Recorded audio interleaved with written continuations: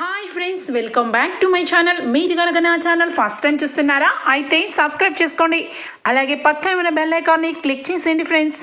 ఈరోజు ఎపిసోడ్ అయితే అనేక రకమైన మలుపులతో సూపర్గా అదిరిపోతుంది ఫ్రెండ్స్. ఎక్కడా స్కిప్ చేయకుండా మొత్తం చూడండి ఫ్రెండ్స్, అప్పుడే మీరు ఎంజాయ్ చేయగలుగుతారు. నచ్చినట్లయితే ఒక చిన్న లైక్ ఇచ్చి ఎంకరేజ్ చేసేయండి. ఇక ఎపిసోడ్లోకి అయితే వెళ్ళిపోదాం. ఎపిసోడ్ స్టార్ట్ అవగానే ఇక డైవర్స్ పేపర్లు తీసుకొని ఎక్కడ కావ్యకి డైవర్స్ ఇచ్చి పంపించేస్తాడేమోనని టెన్షన్తో ఎదురు చూస్తున్న కావ్యకి ఇక ఇంటి కుటుంబ సభ్యులందరూ రాజ్ కోసం ఎదురు చూస్తూ ఉంటే ఒక్కసారిగా ఒక పసిబిడ్డని తీసుకుని ఇక కారులోంచి కిందకి దిగుతాడు రాజ్. ఇక అందరూ కూడా ఇదేంటిది, పెళ్లి యానివర్సరీ సందర్భంగా ఇక ఎవరైనా గిఫ్ట్ని తీసుకొని భార్యకి వస్తారు కానీ వీడేంటి ఒక చంటి బిడ్డను తీసుకొని వస్తున్నాడని ఇక దుగ్గిరాల కుటుంబం మొత్తం కూడా షాక్ అయిపోతుంది. ఇక రాజ్ అయితే చాలా సీరియస్గా చంకన బిడ్డను ఎత్తుకొని ఇక తీసుకొని వస్తాడు. వచ్చేసరికి ఇక వెంటనే అక్కడే ఉన్న అపర్ణ, రాజ్ ఎవర్రా ఈ బాబుని తీసుకొని వచ్చావేంటి అని చెప్పి అడుగుతుంది. మరొక పక్క ఇందిరాదేవి, ఒరేయ్ రాజ్ ఏంట్రా చంటి బిడ్డను తీసుకొని వచ్చావు అని చెప్పి ఇక అడుగుతూ ఉంటుంది. అలాగే అక్కడ ఉన్న ప్రతి ఒక్కరూ కూడా ఆ బిడ్డ ఎవరని రాజ్ని గట్టిగా నిలదీస్తూ ఉంటారు. రాజ్ అలానే చూస్తూ ఇక అందరూ కూడా అడిగినా కూడా సమాధానం చెప్పకుండా, నువ్వేంటి కళావతి, నువ్వేంటి అడగవా, నువ్వు అడగకపోయినా నీకు సమాధానం చెప్పవలసిన అవసరం నాకుంది, రా నాతో అని చెప్పి ఇక చేయి పట్టుకొని స్టేజ్ని అయితే ఎక్కిస్తాడు కావ్యని. ఇక కావ్యకైతే ఏమీ అర్థం కాదు, అసలు ఈ బిడ్డెవరు అని చెప్పి లోపల ఇక సతమతం అయిపోతూ ఉంటుంది కావ్య. ఇక వెంటనే రాజ్ అయితే కావ్య కళ్ళల్లో కళ్ళు పెట్టి చూస్తూ, ఈ బిడ్డ ఎవరో కాదు కళావతి, నా రక్తం పంచుకొని పుట్టిన నా బిడ్డ, ఈ దుగ్గిరాల వంశానికి వారసుడు అని చెప్పి అంటాడు. ఆ మాటతో ఇంటి సభ్యులందరూ కూడా దెబ్బకి షాక్ అయిపోతారు. ఒరేయ్ ఎందుకురా అబద్ధాలు చెప్తున్నావు, నిజం చెప్పు, ఈ బిడ్డ ఎవరు, నీకు నీ బిడ్డేంట్రా అని చెప్పి ఇందిరాదేవి అడుగుతూ ఉంటే ఇక అక్కడే ఉన్న దానలక్ష్మి, రాజ్ ఎందుకు రాజ్, కావాలని ఎందుకు ఇలా మాట్లాడుతున్నావు, నేనైతే అస్సలు నమ్మను, ఈ బిడ్డ నీ బిడ్డేంటి అని చెప్పి ఆశ్చర్యపోతూ అడుగుతూ ఉంటే కళ్యాణ్ కూడా, అన్నయ్య ఎప్పుడు కూడా అందరికీ దారి చూపిస్తావు, నువ్వే నా రోల్ మోడల్, నిన్నే నేను అన్ని విషయాల్లో అనుసరిస్తూ ఉంటాను, అలాంటిది నువ్వు ఈ పని చేస్తావంటే నమ్మలేకపోతున్నాను రాజ్ అన్నయ్య, నిజం చెప్పన్నయ్య అని చెప్పి అంటూ ఉంటాడు. అలాగే ప్రతి ఒక్కరూ కూడా రాజ్ని అడుగుతూ ఉంటే కావ్య మాత్రం నోటి వెంబట ఒక్క మాట కూడా అడగలేక స్టన్ అయిపోతుంది. గుండె బండరాయిలాగా మారిపోతుంది కావ్యకి. ఇక వెంటనే కూడా ఇక కోపంతో, అంతే విధంగా బాధతో ఇక వెంటనే అపర్ణాదేవి స్టేజ్ ఎక్కి, రాజ్ ఏం మాట్లాడుతున్నావు నాన్న, ఈ బిడ్డేంటి నీ బిడ్డేంటి, ఈ బిడ్డ నీ రక్తం పుంజుకొని పుట్టడం ఏంటి, ఈ ఇంటికి వారసుడేంటి, మతి ఉండే మాట్లాడుతున్నావా అని చెప్పి ఇక అపర్ణాదేవి అడుగుతూ ఉంటుంది. మరొక పక్క ఇక వెంటనే కూడా ఇక కనకం వస్తుంది. ఏంటి బాబు ఏం మాట్లాడుతున్నారు మీరు, ఇది మీ పెళ్లి రోజు మీ ఇద్దరు ఆనందంగా ఉండాలని ఇంతగా అందరూ ఎదురు చూస్తూ ఉంటే ఈ విధంగా మీరు తీసుకుని వచ్చి ఈ బిడ్డ నా బిడ్డ అంటారేంటి అని చెప్పి ఇక తల్లడిల్లిపోతూ ఉంటుంది కనకం. ఇక వెంటనే అక్కడే ఉన్న కృష్ణమూర్తి, బాబు నిన్ను ఎప్పుడు నేను అల్లుడుగా అనుకోలేదు, నాకు 3 ఆడపిల్లల తర్వాత ఒక మగబిడ్డ పుట్టి చనిపోయాడు, ఆ చనిపోయిన బిడ్డే నువ్వనుకున్నాను నేను, ఎందుకంటే మా ఇంటికి నువ్వు ఏ రోజు కూడా కొడుకులాగా ప్రవర్తిస్తూనే వచ్చావు, ఏ రోజు కూడా అల్లుడు లాంటి దర్జాతనమే లేదు, మా దృష్టిలో నువ్వెప్పుడూ దేవుడు అనుకుంటున్నావు, దేవుడు తప్పు చేయడం ఏంటి బాబు, నిజం చెప్పు బాబు అని చెప్పి ఇక తల్లడిల్లిపోతూ ఉంటాడు. ఇక వెంటనే కూడా ఇక ఇందిరాదేవి అయితే కోపంతో, రాజ్ ఏంట్రా ఏం మాట్లాడుతున్నావు, అసలు ఈ బిడ్డేంటి నీ బిడ్డేంటి, అసలు ఆ పిచ్చిదాన్ని చూసావా, కనీసం నీ గురించి ఎంత ఆశ పెట్టుకొని ఈ పెళ్ళి యానివర్సరీ రోజు నీతో సంతోషంగా గడపాలని ఎదురు చూస్తున్న భార్యకి ఇదేరా నువ్వు ఇచ్చేది, ఇదేనా అని చెప్పి ఇందిరాదేవి అంటూ ఉంటే ఇక వెంటనే నానమ్మ ఎప్పుడు కూడా ఈ కళావతి విషయంలో నేనే గెలవాలి, నేనే పై చేయిలో ఉండాలని ఎప్పుడు కూడా అనుకుంటూ ఉండేవాడిని, ఇక కానీ ఈరోజు మొట్టమొదటిసారిగా కళావతి కళ్ళల్లోంచి కళ్ళు చూపెట్టి చూడలేకపోతున్నాను, ఓడిపోయాను, ఇంకొక విషయం ఏంటంటే కళావతి కూడా ఓడిపోయింది. ఫస్ట్ టైం ఇద్దరం కూడా ఓడిపోయాం. ఎవరిని ఎవరు ఓదార్చాలో కూడా అర్థం లేని పరిస్థితి. అయినా మీరందరూ కూడా నమ్మినా నమ్మకపోయినా ఇదే నిజం. ఈ బిడ్డ నా బిడ్డ, నాకు పుట్టిన బిడ్డ, ఈ వంశానికే వారసుడు. మీరు నమ్మినా నమ్మకపోయినా ఈ నిజమైతే పచ్చి నిజం, ఇందులో మార్పు ఉండదు అని చెప్పి రాజ్ అయితే ఆ బిడ్డను తీసుకొని ఇక అక్కడి నుంచి వెళ్ళిపోతాడు రూమ్లోకి. ఇక అంతే, ఒక్కసారిగా కావ్య కూలబడిపోతుంది. ఇక ఉన్న పలంగా ఇంట్లో అందరూ కూడా ఒక్కసారిగా తారుమారైపోతుంది. ఇక పెళ్లి రోజు సందర్భంగా చేసుకునే ఫంక్షన్ కాస్త ఇక అందరూ కూడా సాడ్గా మిగిలిపోతుంది. ఒక పక్క కనకం కృష్ణమూర్తి ఏడుస్తుంటే కావ్య రాతి బండలాగా మారిపోతుంది. ఇక మరొక పక్క అపర్ణాదేవికి ఏమీ అర్థం కాదు. రాజ్ ఇలాంటి పరువు తక్కువ పని చేస్తాడా? ఈ దుగ్గిరాల వంశాన్ని కాపాడాల్సిన మొదటి మనవడు వాడు, అలాంటిది వీడు ఇంత పని చేశాడా? అసలు నమ్మాలనిపించట్లేదు అని చెప్పి అపర్ణ కూడా గుండె లోపల చాలా బాధపడుతూ ఉంటుంది. ఇక ఇందిరాదేవి సీతారామయ్య అయితే ఇక చెప్పనవసరం లేదు. అసలు రాజ్ ఈ రకంగా ఒక బిడ్డని తీసుకుని వచ్చి ఆ బిడ్డ నా బిడ్డ అని చెప్పి అంటాడని వాళ్ళు కల్లో కూడా ఊహించలేని నిజాన్ని చూసేసరికి ఒక్కసారిగా స్టన్ అయిపోతారు. అందరూ ఆ విధంగా షాక్లోనే ఉంటూ బాధపడుతుంటే ఒక్కరు మాత్రం చాలా సంతోషంగా ఇక వెంటనే కూడా రాహుల్తో, ఒరే రాహుల్, ఎప్పుడు కూడా నిన్ను ఇంట్లో అందరూ కూడా ఇక మంచివాడు కాదు అని చెప్పి ఒక రకమైన ముద్ర నీ మీద వేశాడు. కనీసం నువ్వే బెటర్ కదరా, ప్రేమించి మోసం చేశావు, అయినా కూడా తప్పు తెలుసుకుని పెళ్లి చేసుకున్నావు. కానీ రాజ్ ఇంతటి కథ వెనక నడిపాడు అంటే అసలు రాజ్ ఎలాంటి వాడో, రాజ్ క్యారెక్టర్ ఎలాంటిదో, సొంత భార్యని పక్కన పెట్టేసి వేరొకరితో ఒక బిడ్డని కూడా కని మరి ఇంటికి తీసుకొచ్చాడంటే ఇక నీకు ఏం జరుగుతుందో కూడా అర్థం అవ్వట్లేదురా. అంత మంచి పెంపకం పెంచింది మా వదిన అని చెప్పి ఇక దెప్పి పొడుపుగా మాటలైతే స్టార్ట్ చేస్తూ ఉంటుంది రుద్రాణి. ఇక ఒకవైపు రుద్రాణి అలా మాట్లాడుతుంటే ఒకవైపు దానిలక్ష్మికి మాత్రం ఏమీ అర్థం కాదు. రాజ్ చిన్నప్పటి నుంచి వాడు తీసుకునే నిర్ణయం ఒక స్ట్రాంగ్ అయిన నిర్ణయం తీసుకుంటాడు. వాడి నడవడిక చూసి 10 మంది వాడి వెనకాల వాడి బుద్ధిని చూసి మెచ్చుకునేలాగా ఉండేవాడు. ఇక ఈ కుటుంబాన్ని ఇంత ఎత్తుకు తీసుకొచ్చింది బావగారైతే బావగారు కడుపులో పుట్టి ఇంకా పై లెవెల్కి తెచ్చింది రాజ్. అది నేను ఒప్పుకున్నా ఒప్పుకోకపోయినా నిజం అదే. అలాంటి రాజ్ ఈరోజు ఒక పసిబిడ్డని తీసుకొని వచ్చి నా బిడ్డ అని చెప్పి అంటున్నాడంటే అసలు నాకు నమ్మాలనిపించట్లేదండి అని చెప్పి ప్రకాశంతో ధానలక్ష్మి అంటూ ఉంటుంది. ఇక అందరూ కూడా ఎవరి బాధలో వాళ్ళు ఉంటే ఇక కావ్యకి ఇక ఏమీ అర్థం కాదు. ఇక వెంటనే కళ్ళ వెంట వచ్చిన నీళ్ళని తుడిచేసుకొని సీరియస్గా ఇక గదిలో ఉన్న రాజ్ని నిలదీయడం కోసం స్టార్ట్ అవుతుంది. ఇక ఇక్కడ చూస్తే రాజ్ ఇక బిడ్డ ఏడుస్తుంటే బిడ్డని ఓదార్చి బిడ్డని నిద్రపుచ్చి ఇక మంచం మీద వేసి ఇక పడుకోబెడతాడు. రాజ్కి ఇక కావ్య ఏం మాట్లాడుతుందా, వీళ్ళందరికీ ఏం సమాధానం చెప్పాలా అని చెప్పి ఇక లోపలే ఒక రకంగా ఆలోచన చేసుకుంటూ ఇక అట్లానే ఉంటాడు. ఇక కావ్య అయితే వెంటనే కూడా ఇక లోపల రూమ్లోకి సీరియస్గా వస్తుంది. రాజ్ అయితే కావ్య రావటం చూసి మొహం అయితే చాటేస్తాడు. ఏమండి, ఏంటండి, ఏమనుకుంటున్నారు మీరు? ఎవరికి ఏమి సమాధానం చెప్పకుండా రూమ్లోకి వచ్చేసారేంటి? ఖచ్చితంగా మీరు సమాధానం చెప్పాలి. అయినా మీరు ఏం చెప్పారు, మీరు ఏం చేశారు? ఈరోజు మన పెళ్లి రోజు. ఖచ్చితంగా ఎవరైనా భార్యకి ఏదో గిఫ్ట్ అయినా ఇంకేమైనా సర్ప్రైజ్ అయినా ప్లాన్ చేస్తారు. కానీ మీరేంటండి ఏకంగా ఒక బిడ్డని తీసుకొని వచ్చి ఆ బిడ్డ నా బిడ్డ అని చెప్పి అంటున్నారు. అసలు ఆ బిడ్డ ఎవరి బిడ్డ చెప్పండి. మీరు నిర్ణయం తీసుకుంటానన్నారు కదా, ఆ నిర్ణయమే ఈ బిడ్డ? లేదంటే ఇక నన్ను డైవర్స్ ఇవ్వడానికి కావాలని ఒక బిడ్డని తీసుకుని వచ్చి నేను ఇక ఇంటిలోంచి వెళ్ళిపోవాలని కావాలని ఈ రకంగా మాట్లాడుతున్నారా? నిజం చెప్పండి, నిజం చెప్పండి, నాకు నిజం కావాలి. ఎవరి దగ్గర మీరు ఏమి చెప్పకపోయినా కట్టుకున్న భార్యగా నాకు మీరు నిజం చెప్పాల్సిందే అని చెప్పి రాజ్ని కాలర్ పట్టుకొని మరీ గట్టిగా అడుగుతుంది ఇక కావ్య. కానీ రాజ్ మాత్రం ఇక సమాధానం చెప్పడు, అలానే ఉంటాడు. ఏంటండి, మీ గురించి నాకు తెలియదు అనుకుంటున్నారా?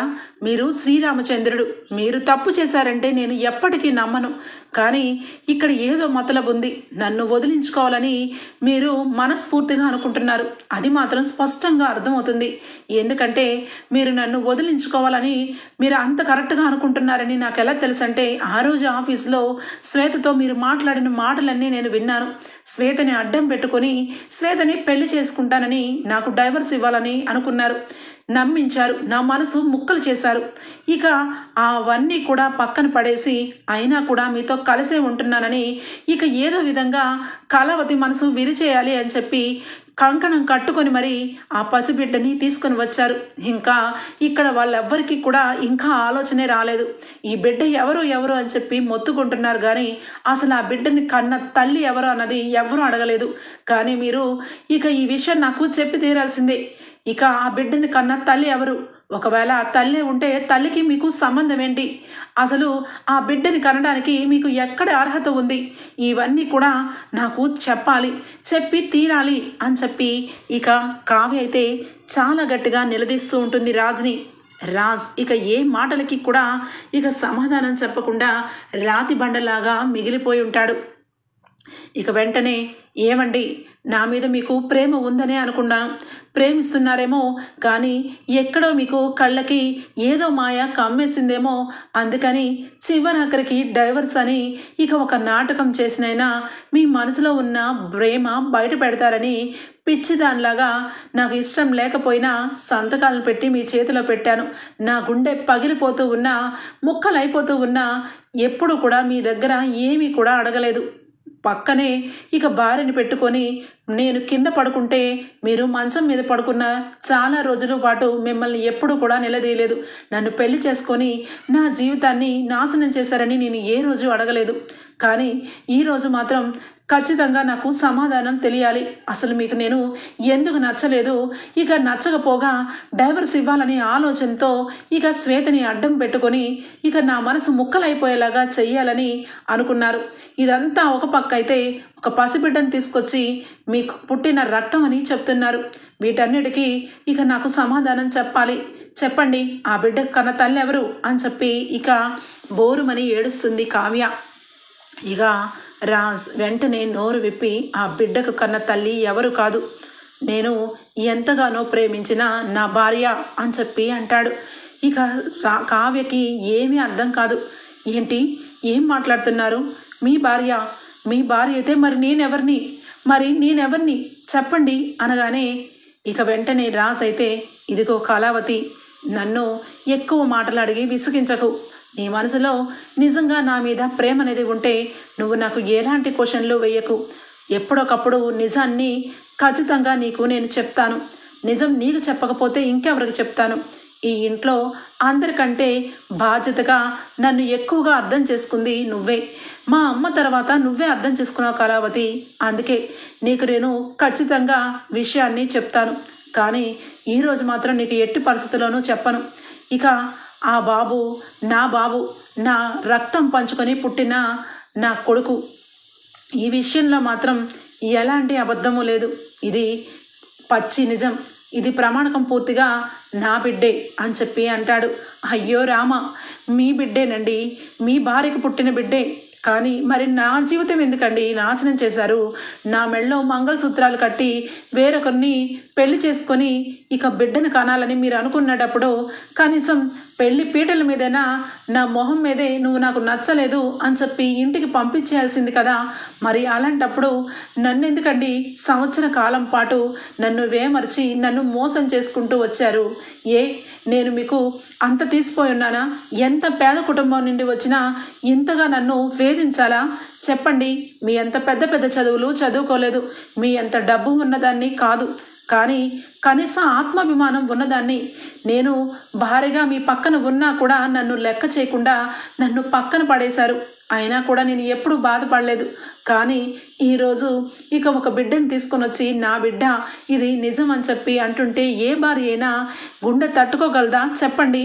చెప్పి బ్రతకగలదా అని చెప్పి ఇక బాధపడుతూ ఉంటుంది. మీరు ఈ విషయంలో చాలా తప్పు చేశారండి. కనీసం నాకు ఒక్క మాట కూడా ఏ రోజు చెప్పలేదు. నన్ను మోసం చేశారు.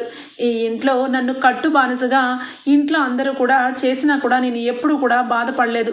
ఏదో రోజు నా భర్త నన్ను అర్థం చేసుకుంటాడు, ఆయన గుండెల్లో కొంచెం ప్లేస్ ఇస్తాడని ఎంతగా ఎదురు చూస్తున్న భార్యకి ఈ రకంగా మీరు సమాధానం చెప్తారని ఊహించలేదు అని చెప్పి ఇక కింద కూలబడిపోయి బోరుమని ఏడుస్తుంది కావ్య. కళావతి, ప్లీజ్ ఏడవద్దు. నువ్వు అలా ఏడుస్తుంటే నీ జీవితాన్ని నేనే నాశనం చేసేసానేమోనని నాకు ఆ బాధ మిగిలిపోతుంది. నువ్వు ఏడవద్దు దయచేసి. ఇక నీ మనసులో ఖచ్చితంగా ఏదో ఒక నిర్ణయం తీసుకొని ఉంటావు కదా. వీడేంటి నన్ను పెళ్లి చేసుకొని వేరొక అమ్మాయిని పెళ్లి చేసుకొని బిడ్డని తీసుకొని వచ్చి నాతో కనీసం కాపురం కూడా చేయకుండా నా బిడ్డ నా ఇంటి వారసుడని చెప్తున్నా నా మీద నీకు నిజంగా ప్రేమ అనేది ఉంటే నా మాట విను. లేదు అసలు ఇక నేనెందుకు ఈయన మాట వినాలి?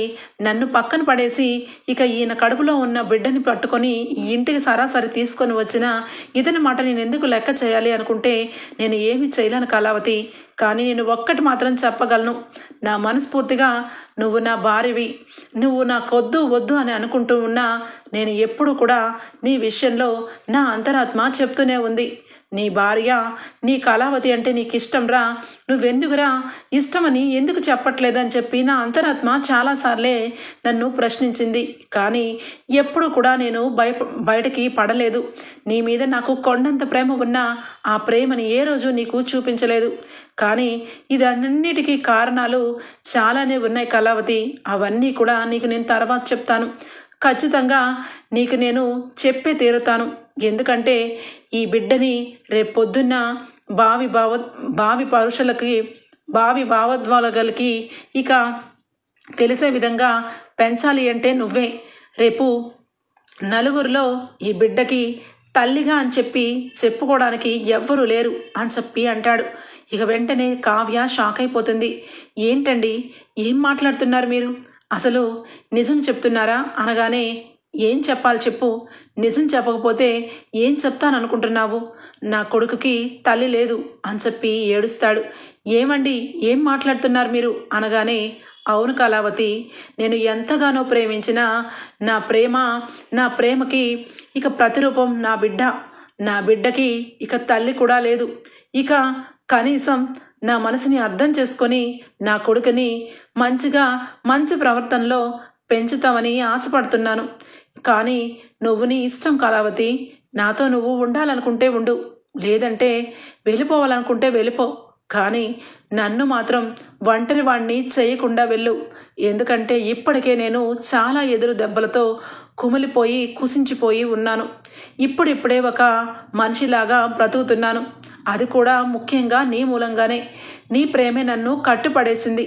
ఇలాంటప్పుడు నువ్వు కూడా నన్ను వదులుకొని వెళ్ళిపోతే నేను ఉండలేను కళావతి, నేను ఉండలేను. నా బిడ్డని ఇక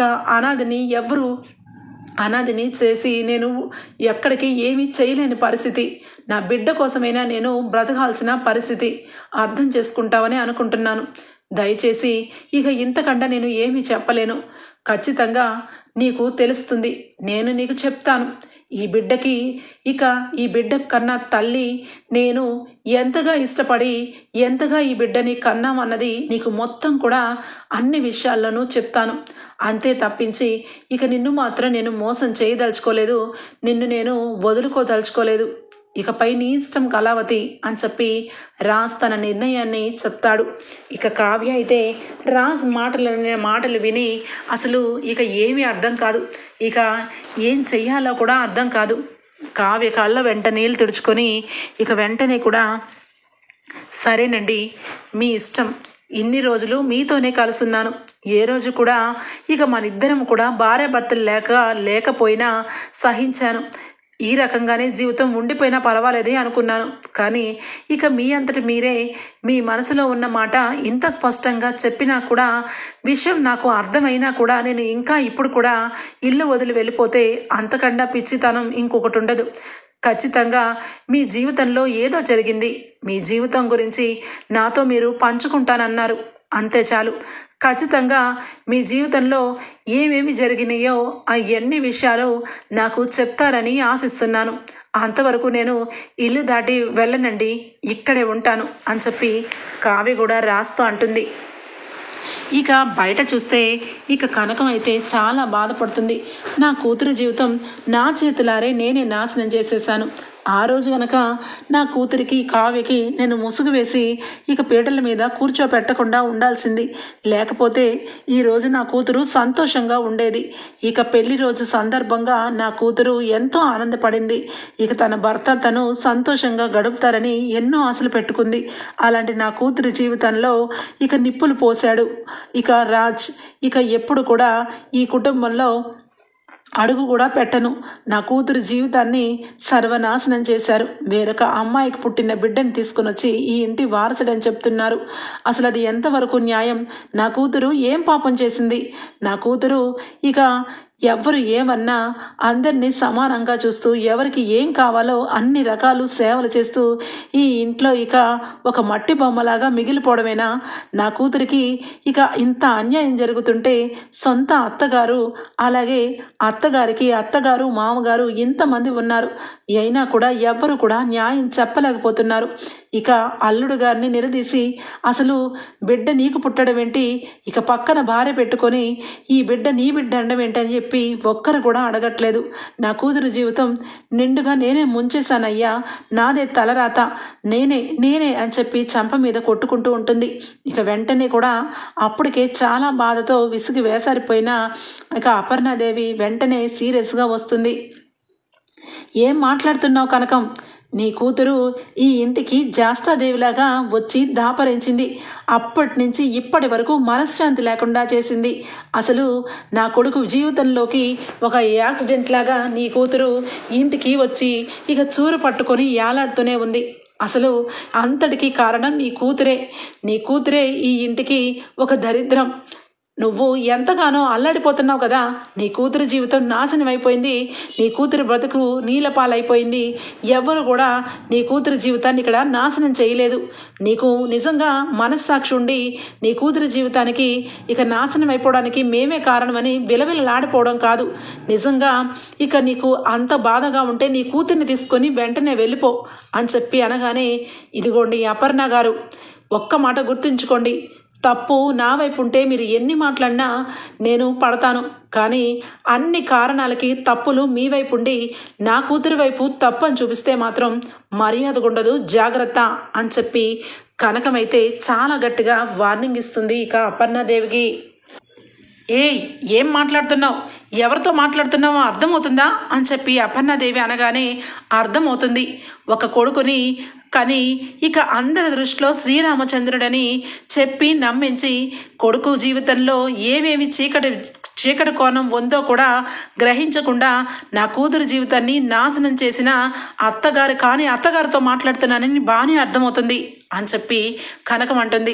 ఇక వెంటనే పక్కనే ఉన్న కృష్ణమూర్తి, కనకం ఇక ఆపవే, నువ్వు ఎంత బాధపడినా ఎంత గుండెలు చీల్చుకొని అరిచినా మన కూతురు జీవితం ఇక ఏమి చేయలేమే, మనం బాగుపరచలేము. జరిగిన అన్యాయం మొత్తం కావ్యకి జరిగిపోయింది. ఇక అది ముసుగు వేసుకొని ఈ ఇంటికి వచ్చినప్పటి నుంచి ఇప్పటి వరకు కావ్య ఏదో రోజు ఏదో నెపంతో ఏడుస్తూనే ఉంది.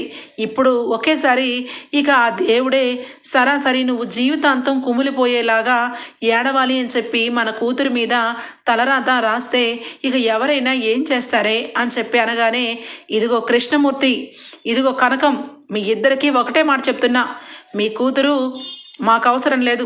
మీ కూతురు జీవితాన్ని మేమెవ్వరం నాశనం చేయలేదు. నీ కూతురే నా కొడుకుని మోసం చేసింది. ఇక పెళ్లి పందిరిలో ముసుగేసుకొని వచ్చింది. వాడి జీవితంలోకి వచ్చి వాడి జీవితంలో కొంచెం కూడా సంతోషం లేకుండా చేసింది. ఎప్పుడు నా కొడుకు ఏ విషయమైనా ఎప్పుడు కూడా మమ్మీ ఇది మమ్మీ అది మమ్మీ అని చెప్పి ప్రతిదీ కూడా నాతో షేర్ చేసుకునే నా కొడుకు ఎంతటి విషయాన్ని దాచిపెట్టి ఈరోజే అందరి ముందు చెప్పాడు అంటే దాని వెనకాల బలమైన కారణం ఉండే ఉంటుంది, కాదనను. కానీ నీ కూతురు విషయంలో మాత్రం ఈ ఇంటికి దరిద్రం దాపరించింది. నేను ఇక నా చేతులతో పాటు నేనే పంపించాను. మీ అంతటితో మీరే తీసుకుని వెళ్ళండి ఆ దరిద్రాన్ని, ఇక మా ఇంటి నుంచి దయచేయండి అని చెప్పి అపర్ణాదేవి అంటూ ఉంటే, ఇక ఇంతలో పంపించేయండి అని అనడం కాదు, పంపించేయండి, తీసుకొని వెళ్ళి మా పిల్లల్ని మేము పోషించలేమనుకుంటున్నారా? మీరే పుట్టినప్పటి నుంచి సాగుతున్నారనుకుంటున్నారా? మీరు వంకర తింకరగా మాట్లాడినంత మాత్రాన నిజాలు అబద్ధాలు అయిపోవు. మీ కొడుకు జీవితం మీకే తెలియని ఒక చీకటి కోణం ఉంటే అందులో నా కూతురు ఏం చేసింది? నా కూతురు ఇంకా అర్థం చేసుకుంది కాబట్టి ఈ రకంగా సైలెంట్గా ఉంది. అదే ఇంకొకరైతే ఈ పాటికి ఏం చేసేవాళ్ళు మీకు తెలుసు కదా అనగానే, ఏం చేసేవాళ్ళు? ఏం చేస్తావు నువ్వు అంటే నా కొడుకు గురించి ఇప్పుడు వీధిలో పోస్టర్లు వేస్తారా, లేదా మీడియాల ముందు కూర్చుంటారా? కూర్చోండి, మీకు తగ్గట్టుగా మేం కూడా ఉన్నాం. నా కొడుకు ఏమీ అంత తప్పుడు పని ఏమీ చేయలేదు. నా కొడుకు ఖచ్చితంగా నిజం చెప్తాడు. వాడి జీవితంలో ఏం జరిగిందో తల్లిగా నేను తెలుసుకున్నాక ఖచ్చితంగా ఏదో ఒక నిర్ణయం తీసుకుంటాను. అంతటి వరకు ఓపిక పడితే పట్టు, లేదంటే నీ కూతుర్ని తీసుకొని వెళ్ళిపో, అంతే, అంతకంటే ఒక్క మాట కూడా మాట్లాడద్దు అని చెప్పి అపర్ణ అంటూ ఉంటే, ఇంతలో ఇక కావ్య పరుగున వస్తుంది. అమ్మా అని చెప్పి గట్టిగా అరుస్తుంది. ఇక వెంటనే కావ్య, బట్టలు సర్దుకొని రా, మనం మన ఇంటికి వెళ్ళిపోదాం. ఈ ఇంట్లో ఒక కోడలుగా నీకు ఎలాంటి హక్కు లేదు, ఇక భార్యగా కూడా ఎలాంటి హక్కులు లేవని ఇక అల్లుడు గారు తేల్చేశారు. ఇంకా నా పిచ్చితనం కాకపోతే ఇంకా ఆయన గారిని అల్లుడు గారని ఎలా పిలుస్తున్నాను? నా మనస్సాక్షికి ఒప్పుకోదలుచుకోవట్లేదు. అసలు ఈరోజు జరిగిన విషయాన్ని నాకు మింగడు పడట్లేదు. ఇక ఒక బిడ్డకి తండ్రిని అయ్యానని చెప్పి ఎంతమంది ముందు వచ్చి ఇంత చక్కగా చెప్పి లోపల కూర్చున్నాడు. చెప్పాడా? అసలు బిడ్డ ఎవరని, ఆ బిడ్డని కన్నా తల్లి ఎవరని నిలదీశావా అని చెప్పి ఇక కనకం అడుగుతుంది. అమ్మా, నీకు దండం పెడతాను, నువ్వు దయచేసి ఈ విషయాన్ని ఇక్కడితో వదిలేసే. ఖచ్చితంగా నిజాన్ని బయటకు పెడతారు. ఆయన ఇంత విషయం చెప్పిన ఆయన ఆ తర్వాత విషయం చెప్పరా? ఖచ్చితంగా చెప్తారు. కానీ ఇప్పుడు ఏమి గొడవలు వద్దమ్మా, దయచేసి నువ్వు ఇంటికి వెళ్ళిపో, నేను నీతో రావట్లేదు అని చెప్పి అంటుంది. ఆ మాటలకి ఇక ఒక్కసారిగా షాక్ అయిపోతుంది అపర్ణ, అలాగే ఇందిరాదేవి, ఇక ఇంటి కుటుంబ సభ్యులందరూ కూడా. ఇక వెంటనే రుద్రాణి వచ్చి, అంటే ఏంటి అర్థం? మీ ఇంట్లో వాళ్ళు, ఇక ఈ ఇంటి వాళ్ళందరూ నీ జీవితాన్ని నాశనం చేసేదని నానా మాటలు నీ అమ్మ అంటూ ఉంటే ఇక మేము పడుతూ ఉండాలా? అయినా నువ్వు భార్యగా ఉన్నా వేరొక అమ్మాయిని పెళ్లి చేసుకొని ఒక బిడ్డకి ఇక తండ్రిని అయ్యానని చెప్పి రాజ్ అంత కోడై కోస్తున్నా ఇంకా చూలు వెడవనని అంటున్నావంటే ఏంటి అర్థం? అంటే ఖచ్చితంగా ఈ ఆస్తి కోసమే ఇక నువ్వు ఇక్కడ ఉండాలని అనుకుంటున్నావు కదా అని చెప్పి రుద్రాణి అంటుంది. ఇక ఒకవైపు అనామిక, ధాన్యలక్ష్మి ఇద్దరు కూడా ఇక ఏమీ అనకుండా సైలెంట్గా అలానే ఉండిపోతుంది ధాన్యలక్ష్మి. ఇక వెంటనే అనామిక అయితే, ఈ టైంలో మనం ఏమీ మాట్లాడకూడదు, ఎంతైనా దేవుడు నా వైపే ఉన్నాడు, అందుకే నా ఏడుపుని ఇక తెలుసుకొని ఖచ్చితంగా ఈ కావ్యని ఇంట్లో నుంచి వెళ్ళగొట్టేలాగా చేశాడు రాజ్బాబు గారు. ఎప్పుడు చేయని విధంగా ఈ విధంగా బిడ్డను తీసుకుని వచ్చి అందరికీ షాక్ ఇచ్చారు. ఖచ్చితంగా ఈ గొడవ జరగడం నాకైతే మంచి జరుగుతుంది. రేపో మాపో ఈ విషయం అడ్డం పెట్టుకొని నా ఆస్తిని నాకు ఇవ్వండి, నేను వాటా తీసుకొని నా పుట్టింటికి వెళ్ళిపోవచ్చు అని చెప్పి అనామిక సంతోషపడుతూ ఉంటుంది. ఇక కావ్య అయితే, ఏంటండి ఏం మాట్లాడుతున్నారు మీరు? అసలు మీకు మతి ఉండే మాట్లాడుతున్నారా? ఇక ఇక్కడ జరిగిందేంటి, మీరు మాట్లాడేదేంటి? ఈ ఇల్లు నా ఇల్లు, నా భర్త నా సంసారం, మధ్యలో మీరెవరండి?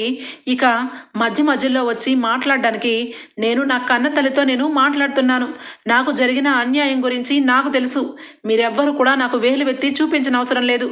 ఇక్కడే ఉండిపోవడానికి, ఇక్కడే ఉంటూ ఇక్కడ ఆస్తి మొత్తం కూడా తీసుకొని వెళ్ళిపోతానని మీకు చెప్పానా? నేను చెప్పలేదు కదా. ఖచ్చితంగా ఏ విషయం అన్నది ఏమి తేలనప్పుడు ఏమనుకొని నేను మా ఆయన్ని అనుమానించి వెళ్ళిపోతాను. నేను మీలా కాదు. ఏ కష్టం వచ్చినా ఏ నష్టం వచ్చినా నా అత్తగారింట్లోనే ఉంటానని మనస్ఫూర్తిగా దైవం ముందు ప్రమాణకం చేసి ఇంట్లోకి వచ్చాను. అలాంటప్పుడు నా అంతకు నేను ఎలా వెళ్ళిపోతాను? వెళ్ళను.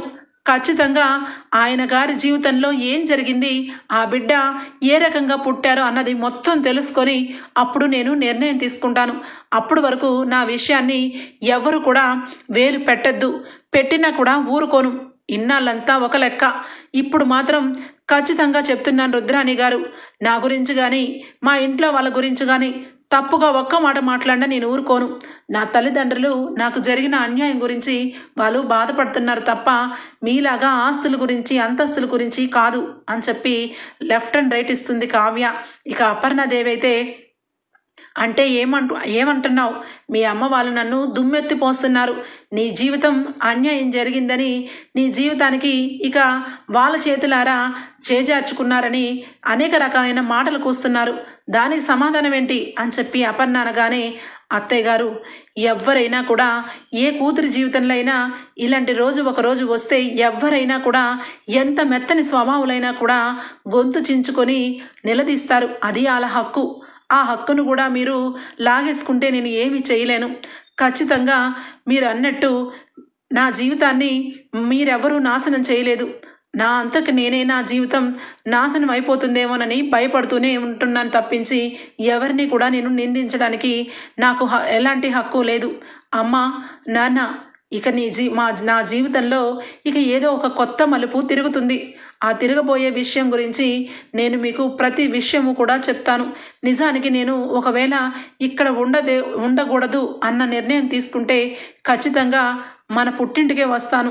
అంతవరకు నన్ను మనశ్శాంతిగా నన్ను ఇక్కడ ఉండనివ్వండి. లేని గొడవలు పడవద్దు ప్లీజ్ అని చెప్పి తల్లిదండ్రుల్ని అక్కడి నుంచి పంపించేస్తుంది కావ్య. ఓకే ఫ్రెండ్స్, ఎపిసోడ్ అయితే ఇంతటితో ఎండ్ అయిపోతుంది. రేపటి ఎపిసోడ్లో కలుద్దాం ఫ్రెండ్స్. అంతవరకు bye, take care, thank you for watching.